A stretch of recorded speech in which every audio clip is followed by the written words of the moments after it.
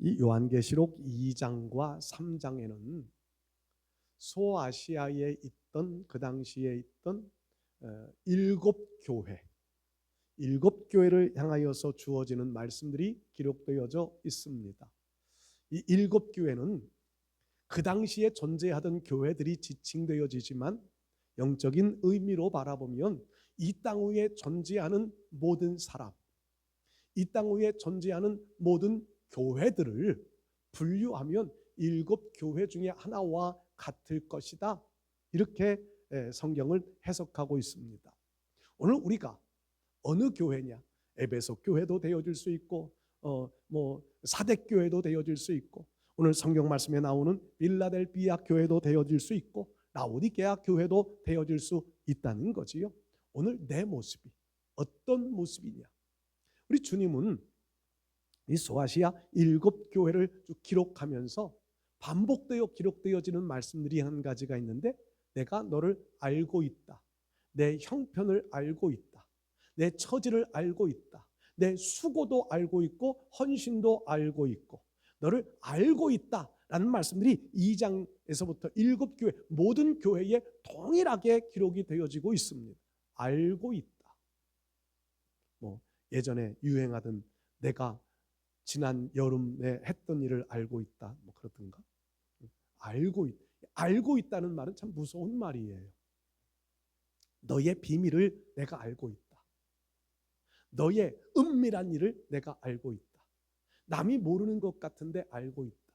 CCTV가 있으니까 CCTV 들어보니까 누가 왔다 갔다 하는지를 다 알고 있게 되더라고요. 저는 CCTV 잘 있기는 하지만 쳐다보지는 않는데 다른 교회 가면 CCTV를 늘 켜놓아서 이렇게 누가 들어오는지, 차가 오면 차가 누구 차가 들어오는지, 누가 들어오면 누가 들어오는지. 어느 교회에선 뭐를 도둑 맞았어요. CCTV를 딱 틀으니까 누가 와서 가지고 가는지 다 나와요. 이 경찰들이 와서 딱 보더니 그가 가는 방향에 교회 CCTV뿐만 아니라 동네 CCTV를 그가 가는 방향을 쫙 추적해가면서 그 CCTV 보니까 그가 어느 방향으로 갔는지까지 다 나오더라고요. 무서운 세상이에요. 예전에 소설책에 감시당하는 그런 세상을 향한 소설책도 있었는데 진짜 현실이 그렇게 되어져 있는데요. 주님은 CCTV가 나오기 벌써 훨씬 이전부터 하시는 말씀이 내가 너를 알고 있다. 여러분, 주님이 우리가 무슨 마음을 먹고 있는지도 알고 계시고요. 주님은 내가 어떤 생각을 하고 있는지도 알고 계시고 우리가 어디로 갈지 무엇을 해야 할지도 알고 계신 분이 주님이십니다. 요한계시록의 이 일곱 개를 향하여 하시는 말씀들이 내가 알고 있다 하시면서 책망할 교회는 책망하십니다. 이런 일들을 책망하시면서 빨리 회개해라. 칭찬할 교회는 칭찬하십니다. 두 개를 빼고는 다 칭찬도 담겨져 있잖아요. 그 중에 빌라델비아 교회는 칭찬만 받은 교회입니다. 책망이 없습니다. 알고 계신 주님께서 쫙 지켜보시고 책망하지 않고 칭찬만 해주신 교회가 빌라델비아 교회이지요. 그래서 많은 목사님들은 성경상에 나타나는 신약 성경상에 나타나는 많은 교회들이 있는데 그 교회 중에 가장 이상적인 교회를 뽑으라 하면 초대 예루살렘 교회, 사도행전 2장에 나오는 초대 예루살렘 교회와 그리고 빌라델비아 교회를 가장 이상적인 교회로 뽑는 분들이 많습니다. 이 빌라델비아 교회는 주님이 살펴보고 불꽃 같은 눈동자로 지켜보시는 주님의 마음에 합당한 일들을 많이 하고 있었던 거예요. 그래서 칭찬만 받은 교회. 여러분, 오늘 우리 교회도 주님의 눈에 보시기에 가장 이상적인 교회가 됐으면 좋겠습니다. 주님이 보시기에 아름다운, 주님 보시기에 참 내 마음에 기쁘다, 내 마음에 합하다, 이렇게 인정받는 교회, 칭찬받는 교회가 이상적인 교회이지요. 교회뿐만 아니라 우리 교회가 이런 이상적인 교회로 주님 앞에 인정받고 칭찬을 받으려면 교회에 속해져 신앙생활하고 있는 우리 모두가 이런 신앙의 모습을 가지고 있어야 주님으로부터 이런 이상적인 교회로 칭찬을 받을 수 있게 될 줄 믿습니다. 오늘 성경 말씀에 빌라델비아 교회를 칭찬하시면서 시작하는 말씀이요, 적은 능력을 가지고 있지만, 이런 성경은 작은 능력이라고 기록되어져 있지요. 작은 능력을 가지고 있지만, 아마도 이 빌라델비아 교회는 그 주변에 있던 소아시아 7교회 중에서 가장 규모가 작았던 것 같습니다. 규모가 작아요. 성도가 가장 적었을지도 모르고요, 재정이 가장 열악했을는지도 몰라요. 주변 사람들이 바라볼 때 빌라델비아 교회는요, 존재감이 그리 크지 못한 작은 교회였다는 거지요. 그럼에도 불구하고 주변의 큰 교회, 에베소 교회 같은 경우는 큰 교회입니다. 지역의 어떤 중심 역할을 했던 교회가 에베소 교회였어요. 라우디게아 교회 같은 경우도 큰 교회였습니다. 재정적인 여력이 많았습니다. 재정적인 여력이 그런데 주님의 눈에는요, 스스로는 부자인 것 같은데 가장 가난한 자라 책망받던 교회. 그 지역에는 좋은 학교들, 의과대학도 있어서 사람들이 많은 치료를 받아요. 그런데 주님의 눈에 보시기에는 소경과 같은 교회, 많은 책망을 받는 교회. 여러분들, 작고 크고의 문제가 아니라 주님의 마음에 맞느냐 안 맞느냐가 더 중요한 줄로 믿습니다. 작은 능력을 가졌지만 주님으로부터 칭찬받은 교회. 오늘 우리가 이런 생각을 많이 합니다. 큰 교회가 되어져야 큰 일을 할 수 있다. 이론상으로는 틀린 말은 아닙니다. 이론상으로 틀린 말 아니에요. 그런데 주님의 눈에는요, 작은 교회를 통하여서도 큰 일을 할 수 있다. 주님의 마음에 맞으면 주님은 그들을 통하여 놀라운 역사들을 이루어 주실 수 있기 때문입니다. 여러분, 주님의 마음에 맞는 신앙이 되어지면 우리가 정말 열악한 신앙이랄지라도, 작은 신앙일지라도 주님 마음에 맞으면 주님은 그를 통하여 놀라운 역사, 기적의 역사도 이루어 주실 줄 믿습니다. 작고 크고의 문제가 아니라 하나님 마음에 맞느냐 맞지 않느냐가 더 중요한 줄로 믿습니다. 오늘 이 빌라델비아 교회를 모델로 삼아 우리가 주님 마음에 합당한, 주님이 기뻐하실 만한 이상적인 교회를 우리도 이렇게 좀 세워갔으면 좋겠는데, 여러분들이 이런 신앙의 모습으로 아름답게 변화되어지고 성숙되어져 가실 수 있기를 축복합니다. 첫 번째로요, 오늘 빌라델비아 교회를 보면 주님의 말씀을 지키는 교회, 주님의 말씀을 지키는 교회였음을 성경에 기록해 놓고 있습니다. 오늘 8절 말씀에도 보면 작은 능력을 가지고도 내 말을 지켜 내 이름을 배반하지 않았다 말씀하고요, 10절에도 내가 나의 인내의 말씀을 지켰다라고 인정해주고 계십니다. 작은 능력을 가졌지만 주님의 말씀을 지키는 교회. 빌라델비아 교회가 어려운 여건 속에서도 하나님의 말씀을 붙잡고 말씀을 지키고 말씀에 순종하는 교회였다는 것을 주님은 알고 인정하시고 그것을 칭찬하고 계신 겁니다. 주님의 말씀, 여러분, 오늘 우리가 주님의 말씀을 지킨다 라고 하는 것과 주님의 말씀을 알고 있다 라고 하는 것은 수준이 다릅니다. 바리새인들 보세요. 바리새인들은 하나님의 말씀을 암송하고 다닙니다. 지식으로는 너무 많이 압니다. 이론적으로는 주님을 말씀을 너무 잘 압니다. 그런데 그들은 말씀을 지키는 행동은 하지 못합니다. 이 지킨다고 하는 것의 문제가 이거지요. 그들은요, 문자적으로는 말씀을 잘 지키려고 노력합니다. 언젠가도 제가 한번 말씀을 드렸지만 지금도 유대인들은요, 안식일에 노동하지 않겠다고 엘리베이터를 타도 버튼도 안 누른대요. 다른 사람이 와서 눌러주기를 기다리고, 다른 사람이 타면 몇 층 눌러주세요는 아는데 자기는 안 누른대. 다른 날은 다 자기가 누르는데 안식일을 범하지 않으려고, 노동하지 않으려고 그거 안 누른, 지금도 그런데요. 말씀을 지키는 건가요? 말씀을 지키는 행위로는 보여줄 수 있겠지만 중심의 마음은 하나님에게서부터 멀리 있는 사람들이라고 주님 그렇게 평가하시잖아요. 주님은 지식으로 배워서 말씀은 아는데 마음은 내게서 멀다. 오늘 우리가 주님의 말씀을 지키는 것이 지식으로 아는 것, 문자로 아는 것, 이게 아니라 주님의 마음을 헤아려 아는 것입니다. 주님의 마음, 나를 향한 주님의 마음이 어떤 것일까? 나를 향하여서 주님은 어떻게 하기를 원하실까? 이런 마음, 주님의 마음을 헤아려 알고 있는 신앙인이 되어지는 것, 이것이 주의 말씀을 지키는 신앙인입니다. 오늘 아침에 에레미야서를 제가 좀 읽었는데요, 에레미야 35장 말씀 여러분들 잘 아시지요?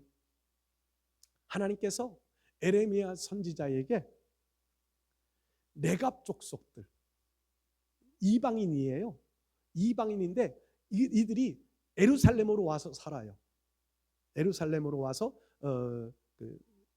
우리나라의 같은 씨들 같은 성씨 가진 사람들만 모여 사는 동네가 있듯이 그 사람들이 예루살렘으로 와서 살아요. 사는데 그 조상 한 200여 년 전, 200여 년 전에 그 조상 네갑이라는 사람의 아들 요나답이라는 사람이 있었는데 이 사람이 200여 년 전에 자기 후손들에게 이런 유언을 남겨요. 집을 짓지 말아라. 그리고 큰 농사를 짓지 말아라. 땅을 차지하지 말라는 거예요. 그리고 포도주를 절대로 마시지 말아라. 그러면서 너희는 할 수만 있으면 예루살렘으로 가서 살아라. 하나님이 하나님의 백성인 예루살렘 성을 보호해 주실 것이다. 이방인인데 이렇게 유언을 남겨요.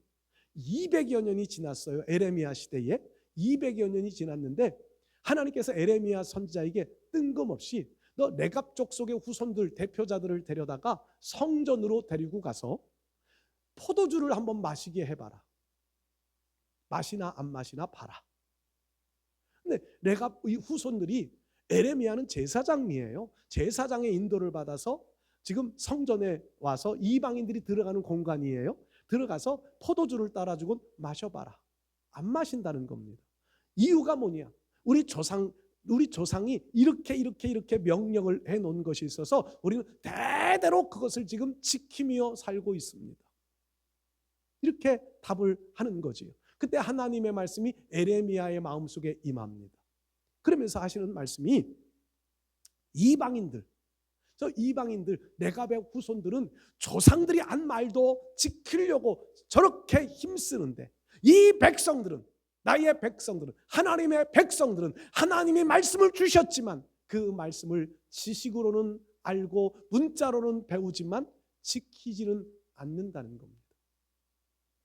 그래서 하나님이 하시는 말씀이 뭐라고 하냐 하면, 말씀을 지키지 않는 이스라엘 백성들은 포로로 잡혀가게 하고 하나님의 진노 징계의 잔을 마시게 하겠지만 이 네갑의 후손들, 그럼에도 불구하고 이방인들임에도 불구하고 조상들의 말씀을 지켜오던 그들은 하나님이 그들을 보호해주고 그들의 후손들이 하나님 앞에 설 수 있는 백성들이 끊어지지 않을 것이라고 하는 약속을 남겨주십니다. 여러분, 오늘 우리가 하나님의 말씀, 교회를 나오느냐 하는 것보다 더 중요한 것은요, 하나님의 말씀을 지키는 신앙을 살아가는 겁니다. 하나님의 말씀을 지키는 신앙, 이 말씀을 지키는 신앙을 가장 좁게 말씀을 드린다면요, 예수님을 믿는 신앙입니다. 말씀은 예수님이에요. 말씀의 핵심은 예수님이에요. 예수님을 믿는 믿음을 지켜가는 겁니다. 어떤 어려움이 오고 어떤 유혹이 오고 좀 힘든 과정들이 있어도 예수님을 믿는 믿음을 지켜가는 겁니다. 여러분, 오늘 우리 신앙이 말씀을 철저하게 지켜가는 이런 신앙의 삶을 잘 살아가실 수 있기를 바랍니다. 말씀을 지키면 손해보는 것 같을 때가 많지요. 말씀을 지키면 더 어려움 당하는 경우들도 많이 생겨질 수 있습니다. 그러나 많은 분들의 간증들이요, 하나님 말씀을 지키려고 손해를 보고 말씀을 지키려고 억울한 일을 당했지만 그 말씀을 지키는 것이 오히려 하나님께 영광 되어지고 후에는 더 복이 되었다고 하는 간증들을 우리는 많이 볼 수 있습니다.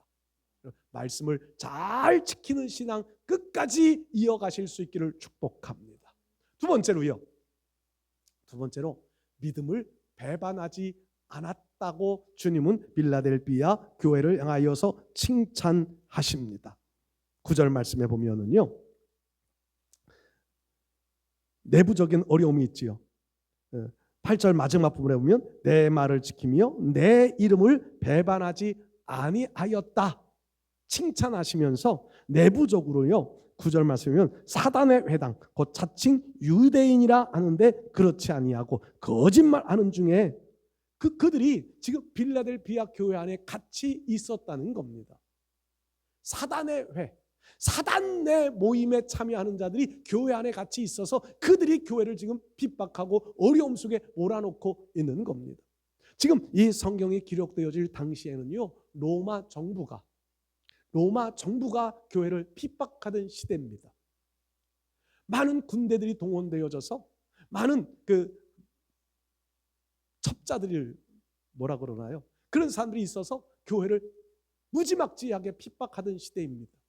거기에 내부적으로도 지금 사단의 조종을 받는 사람들이 교회 안에도 있었다는, 얼마나 혼란스러웠을까요? 얼마나 힘든 과정이었을까요? 내부적으로 외부적으로 큰 핍박을 당하고 있는 시대가 되어져 있는데 그럼에도 불구하고 그들은 주의 이름을 배반하지 않았다고 기록하고 있습니다. 여러분, 오늘 우리가 조그만 시련들이 오고 조그만 어려움들이 왔을 때 주의 이름을 끝까지 붙잡고 승리하실 수 있기를 바랍니다. 우리의 승리함은 결국 하나님이 기뻐하시는 일이 되어집니다. 초대교회가요, 예루살렘 교회가 예수 그리스도를 믿는 믿음 때문에 많은 핍박의 시대가 열려집니다. 유대인들로부터 핍박을 받고 로마인들로부터 핍박을 받습니다. 그때 초대교회 사도들은요, 그 핍박 앞에 굴복하지 않습니다. 사도행전 5장 말씀 보면 이 핍박을 오히려 기뻐했다고 말합니다. 그들은 모여서 기도하면서 이 핍박을 오히려 기뻐했다. 핍박이 기뻐한 사람이 어디 있을까요? 그러나 핍박을 받을수록 그들은 한마음 되어져서 더 예수님의 이름을 증거하는 일에 앞장섰습니다. 교회는 폭발적인, 그 핍박의 시대에도 교회는 폭발적인 부흥이 일어납니다. 교회 안에 직분자들을 세우지요. 사도행전 6장 말씀 보면 초대교회 조직이 갖추어집니다. 조직이 갖추어지고 난 후에 첫 번째 순교자가 나오지요. 순교자 스데반이라는 집사, 복음을 증거하고 예수 그리스도의 이름을 증거하다가 성경을 풀어. 이 스데반은요, 집사였는데 성경에 능통한 사람이었던 것 같아요. 성경의 창세기에서의 역사를 쫙 정리해가면서 설교해가면서 그 핵심이 누구냐 하면 바로 예수 그리스도를 이 땅 위에 보내시기 위한 하나님의 섭리였다는 겁니다. 사도행전 7장에 나오는 스데반의 설교의 핵심이 결국은 예수 그리스도를 보내시는 하나님의 섭리, 그거였다는 거지요. 그런데 유대인들은 그 예수를 죽였다는 겁니다. 그러니까 이 소리를 듣기 싫어하던 유대인들이 돌을 들어 스데반을 죽입니다. 순교를 당하지요. 순교, 그 돌을 맞는 그 환경 속에서도 스데반은 예수님을 바라보고요, 천사의 얼굴과 같은 모습으로 순교를 당합니다. 스데반 한 사람 순교당하면 끝일 줄 알았나요? 아니요. 그 순교로 인하여서요, 믿는 사람들이 더 열심을 내면서 세계 선교의 문을 열어가기 시작합니다. 스데반의 일로 인하여서 흩어져서 복음을 전하기 시작하고요, 그래서 세계 처소처 곳곳으로 복음이 전파되어져 나가는 출발점이 되었습니다. 여러분, 예수의 이름을 배반하지 아니하고 그 예수님 때문에 죽었더니 그것이 생명의 씨앗이 되어 세계 선교가 이루어지기 시작했다는 겁니다. 저 우간다에 동아프리카, 우간다 아주 가난한 나라잖아요. 언젠가 말씀을 드린 적이 있는데 우간다라고 하는 나라가 지금 공식적으로 기독교 국가예요. 참 가난한 나라입니다. 한국 교회에서 우간다에 교회를 지어주기 시작했습니다. 십몇 년 전에 한 교회가 선교사를 우간다로 파송을 했습니다. 그리고 선교사가 가서 아주 헌신적으로 노력을 했습니다. 그러다가 한 집사님 가정이 우간다로 같이 갔습니다. 그리고 교회를 짓습니다. 교회를 짓다가 이분이 순교를 당했습니다. 교회가 얼마나 어려움을 당하게 됐을까요? 우간다에 교회 지으러 가정을 보냈더니 순교를 당했습니다.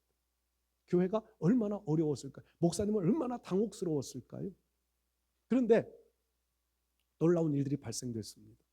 한 분이 순교를 당했는데 순교로 인하여서 우간다가 놀라운 변화의 역사들이 나타나기 시작하고요. 이 순교자를 배출한 교회, 이 교회는요 갑자기 우간다에 성전 짓는 운동이 벌어집니다. 저분의 죽음을 헛되이 하지 말자. 그러면서 교회 짓는 운동이 벌어집니다. 지금 10몇 년 지나갔는데 우간다에요 2,700몇 개 교회를 지었대요. 우간다에 지금 우간다에 교회 하나 짓는데 1,500만 원 든답니다. 2,700 그분은 3,000개가 목표였다가 지금은 훨씬 더 늘렸대요. 처음에는 3,000개를 짓자. 1,000만 명을 구원하자. 우간다의 인구들을 구원하자. 그래서 자기네 교회가 지금 그 순교자를 냈던 그 교회가 처음에는 자기네 교회를 10,000명 목회하는 교회로 큰 교회로 지어보자. 이러다가 목표를 바꾸어서 우간다의 교회를 짓자. 우리 교회 좀 좁아도 우리 교회 좀 어려워도 교회 우간다의 교회를 짓자. 성도들이 여기에 올인을 하기 시작하면서 지금 2,730몇 개라고 제가 이렇게 들었어요. 여러분 한 분의 주 예수 그리스도의 이름을 배반하지 않는 한 분의 이 신앙이 나라를 바꾸어가고 선교의 문을 열어가고 기적을 창조해 냈습니다. 오늘 우리 한 사람이 예수 그리스도를 믿는 믿음을 그 이름을 배반하지 않는 믿음으로 인정되어지면 하나님은 그 한 사람을 통하여서 하나님의 놀라운 역사를 이루는 출발점이 되게 하실 줄로 믿습니다. 오늘 우리 교회에 속한 성도 여러분들이 주님의 이름을 배반하지 아니한 어떤 어려움이 오고 핍박이 오고 시련이 오고 좀 아픔이 와도 손해보는 일들이 발생되어진다 할지라도 예수의 이름을 배반하지 아니하고 믿음을 지키면 나 한 사람 통하여 하나님은 교회를 새롭게 세워 가실 수 있습니다.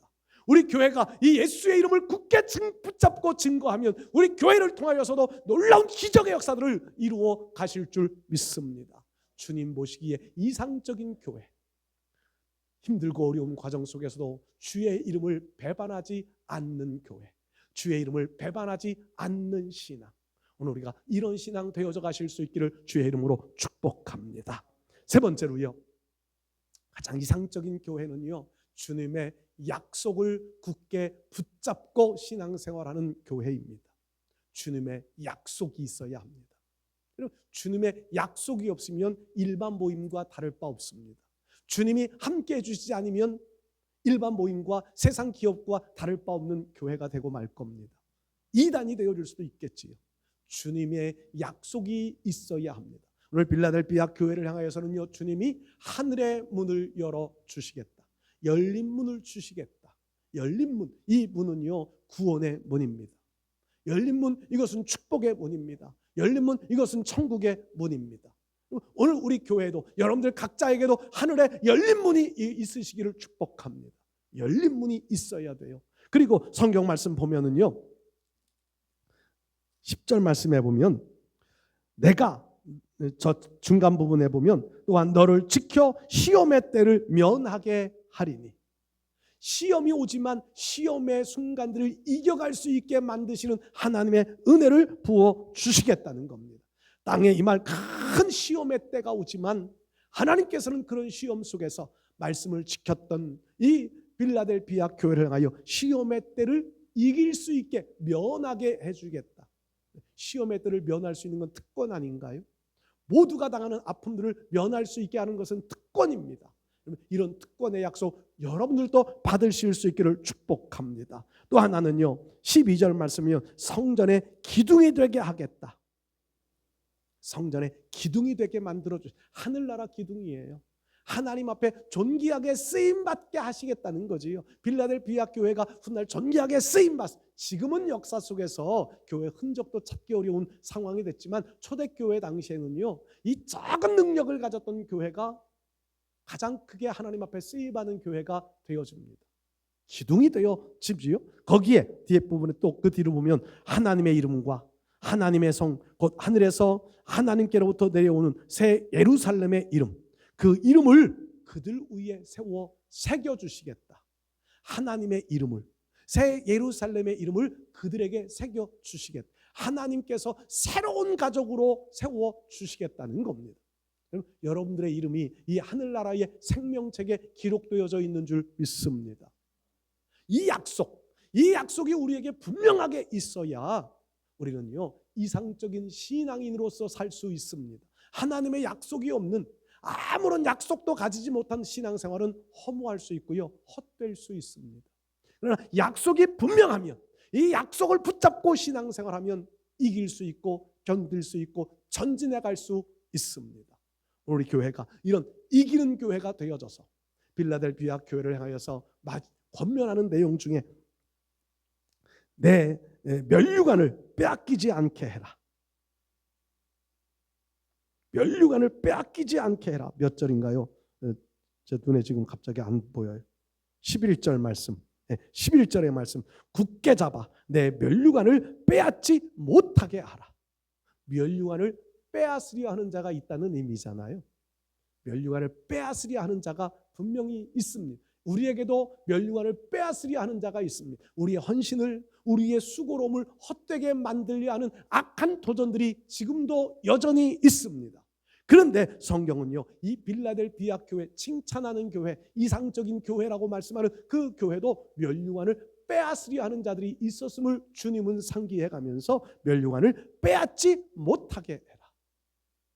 여러분들도 오늘 우리 신앙생활을 면류관 빼앗기지 않는 신앙생활을 끝까지 이어가실 수 있기를 바랍니다. 주님 보시기에 가장 이상적인, 주님 보시기에 가장 기뻐하실 만한, 주님 보시기에 가장 흡족한 교회, 이런 교회를 우리가 속한 교회를 이런 교회로 세워가야 하겠는데, 그 교회에서는 먼저 교회에 속한 성도 여러분 한 분 한 분들이 이런 신앙의 모습을 찾고 이런 신앙의 모습을 잘 지켜서 예수 그리스도를 믿는 믿음과 그 말씀을 배반하지 않는 신앙, 언약의 약속을 붙잡고 신앙생활하는 우리 모두 되어 주셔서 우리를 통하여서 우리가 섬기는 교회가 이상적인 교회, 또 우리가 속한 대한민국의 교회가 이상적인 교회가 되어져 갈 수 있는 일들 속에 우리 모두가 더 존귀하게 쓰임 받을 수 있는 우리 모두 되실 수 있기를 주의 이름으로 축복합니다.